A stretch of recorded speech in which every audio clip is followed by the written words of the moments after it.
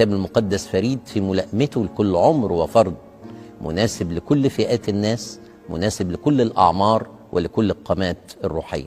4، الكتاب المقدس فريد في شموله وكماله، الكتاب الذي يحتوي على موضوعات عديدة، يعد بلا شك أنه مكتبة إلهية شاملة تحوي الأدب والتاريخ والشعر والقانون والفلسفة والطب والجيولوجيا والمنطق، إلى جانب الموضوع الأساسي فيه وهو خلاص الإنسان.